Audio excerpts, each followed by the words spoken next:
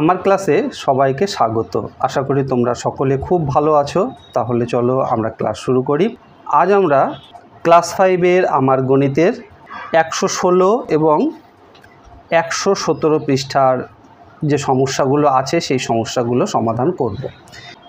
এই 116 এবং 117 পৃষ্ঠাতে কতগুলো জ্যামিতিক চিত্র আছে, সেই চিত্রগুলো সম্বন্ধে আমাদের একটি ধারণা তৈরি করতে হবে। আশা করি এর আগেই তোমরা এই সমস্ত চিত্রগুলো সম্বন্ধে জেনেছো এবং মোটামুটিভাবে চিত্রগুলো জানো।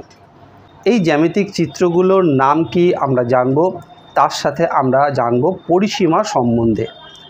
পরিসীমা কাকে বলে সেটি আমরা জানব এই ভিডিওতে। এখানে দেখো, দেশলাইয়ের কাঠি দিয়ে কতকগুলো চিত্র তৈরি করা হয়েছে। এগুলি এক একটি জ্যামিতিক চিত্র। এখানে 6টি কাঠি দিয়ে একটি চিত্র তৈরি করা হয়েছে। একে আমরা বলি ষড়ভুজ। দেখো, 6টি ভুজ বা বাহু আছে বলে এর নাম হলো ষড়ভুজ। তারপরে এখানে 3টি কাঠি দিয়ে ত্রিভুজ তৈরি করা হয়েছে। তারপর দেখো, এখানে 4টি কাঠি দিয়ে একটি চতুর্ভুজ তৈরি করা হয়েছে। এটি কিন্তু একটি বিশেষ ধরনের চতুর্ভুজ।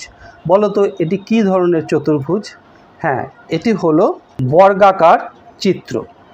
তারপরেও কিন্তু একটি চতুর্ভুজ আছে। যেহেতু 4টি ভুজ থাকলেই বা 4টি বাহু থাকলেই আমরা চতুর্ভুজ বলি, তাই এটিও একটি চতুর্ভুজ, কিন্তু এর একটি বিশেষ নাম আছে।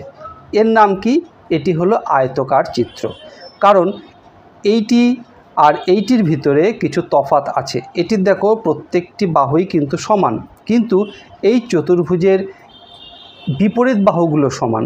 এই বাহুটা আর এই বাহুটা সমান, এই বাহু আর এই বাহু সমান, কিন্তু প্রত্যেকটি বাহু সমান নয়। তাই এই ধরনের চতুর্ভুজকে আমরা কি বলি? আয়তকার চিত্র বলি। তারপরে দেখো, আরেকটি চতুর্ভুজ আছে, একে আমরা বলি রম্বস।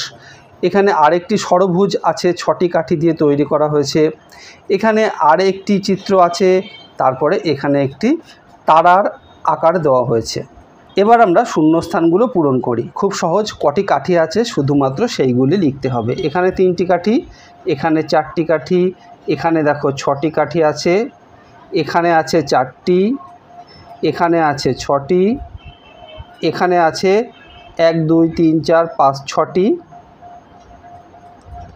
আর এখানে আছে 10টি কাঠি। এরপর আমরা 117 পৃষ্ঠাতে পরিসীমা সম্বন্ধে একটি ধারণা দেওয়া হয়েছে, সেটি আমরা জানব। পরিসীমা কাকে বলে? এখানে পরিসীমা কথাটি আছে। পরিসীমাটা কি? এই যে চিত্রগুলো আছে, এই চিত্রগুলোর এখান থেকে শুরু করে, অর্থাৎ বাহুগুলিকে যোগ করলে যতখানি দৈর্ঘ্য আমরা পাই, সেটি হলো সেই ক্ষেত্র বা সেই চিত্রের পরিসীমা। এখান থেকে যদি আমরা হাঁটা শুরু করি, এখান থেকে এই পর্যন্ত, তারপরে এই পর্যন্ত, এইভাবে যদি আমরা এখানে ফিরে আসি, যতখানি পথ আমরা হাঁটব, অর্থাৎ এই 4টি বাহুর যা দৈর্ঘ্য, সেটি হলো এই চিত্র বা এই ক্ষেত্রের পরিসীমা। তাহলে পরিসীমার বিষয়ে তোমরা একটি পরিষ্কার ধারণা পেলে। এইবার আমাদের যেটি করতে দেওয়া হয়েছে, এখানে দেখো, পরিসীমা ছোট না বড় সেটি আমাদের এই চিহ্ন দিয়ে দেখাতে হবে। আমরা এই চিহ্ন সম্বন্ধে আগেই জানি। এই দুটি চিহ্ন কিন্তু একই রকম, শুধুমাত্র একটু ঘুরিয়ে লেখা হয়। তো এই চিহ্নটি, অর্থাৎ এই সরু মুখের দিকে আমরা সবসময় ছোট জিনিসটিকে রাখি, আর এই ফাঁক করা মুখের দিকে আমরা বড় জিনিসটিকে রাখি।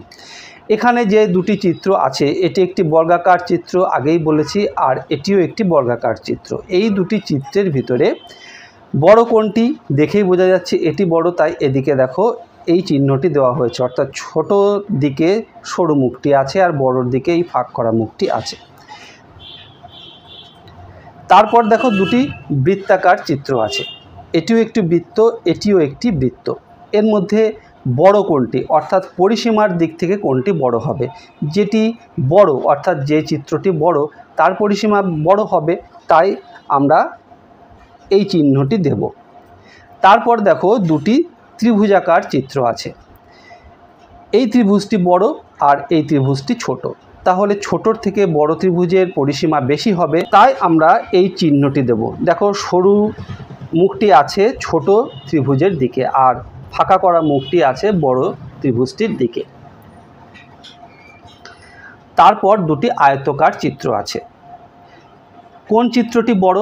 দেখো এই চিত্রটি বড় আর এই চিত্রটি ছোট। তো যে চিত্রটি ছোট তার পরিসীমা নিশ্চয়ই কম হবে, তাই আমরা এই চিহ্নটি দেব। আজকের ক্লাসে আমরা শুধুমাত্র যে পরিসীমা সম্বন্ধে জানলাম তাই নয়, আমরা চিত্রগুলিকে কি নামে ডাকব, অর্থাৎ জ্যামিতিকভাবে চিত্রগুলোর নাম কি সেটিও কিন্তু আমরা জানলাম। ভিডিওটি ভালো লাগলে অবশ্যই একটি লাইক করো আর তোমার বন্ধুদের মধ্যে শেয়ার করো, তাহলে তোমার বন্ধুরাও জানতে পারবে, শিখতে পারবে। আর এই রকম ভিডিও আবারও পেতে চাইলে চ্যানেলটি অবশ্যই সাবস্ক্রাইব করে রেখো। খুব ভালো থেকো, দেখা হবে আবার পরের ভিডিওতে। ধন্যবাদ।